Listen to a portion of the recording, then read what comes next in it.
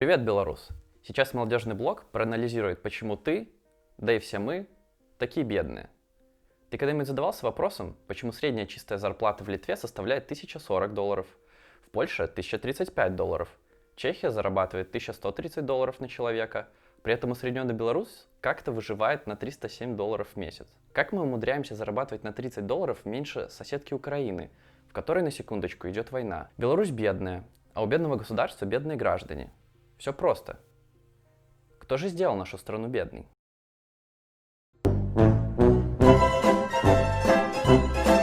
При чем тут Лукашенко? Краеугольным камнем экономики являются предприятия, которые нужны в первую очередь для зарабатывания денег.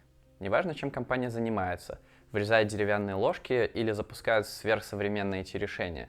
Главное, она должна приносить прибыль. Вот тут-то у нас и начинаются проблемы. Все фирмы можно разделить на две группы. Это частные и государственные. В частные предприятия собственники вкладывают свои ресурсы и надеются получить максимальную прибыль. Никто же не хочет вкладывать свои деньги и время в то, что потом не принесет какой-то прибыли. Частнику выгодно рационально расходовать ресурсы и получать максимальную выгоду.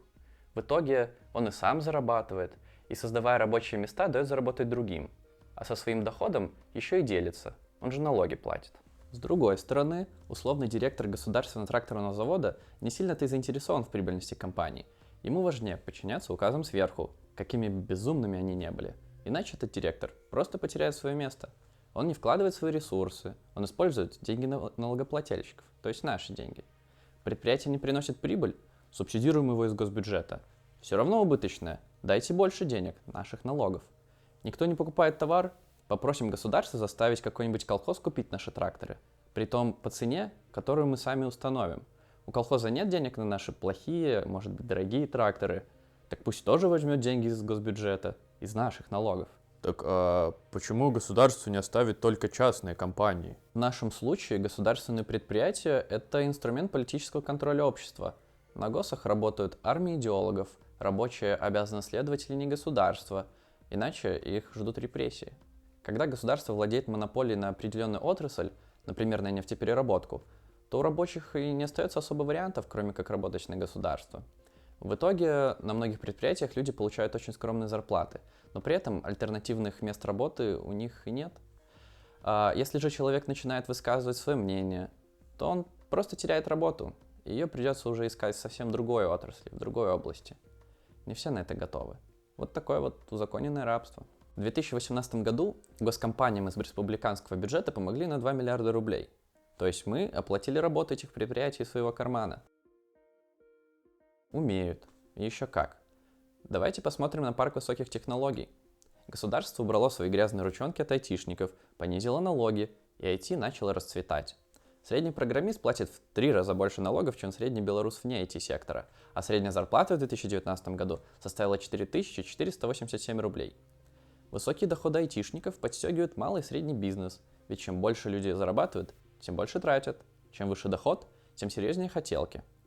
Как сказал Микита Микадо, айтишники – это свободные люди, которые зарабатывают достойные деньги и не связаны крепостными отношениями с работодателями.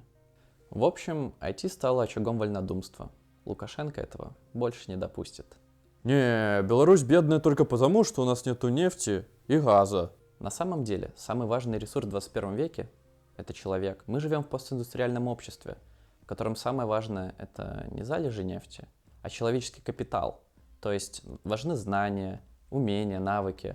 Самые богатые компании сейчас зарабатывают с помощью интеллекта. Посмотрите на Apple, Amazon, Tesla. Вся проблема в инвестициях.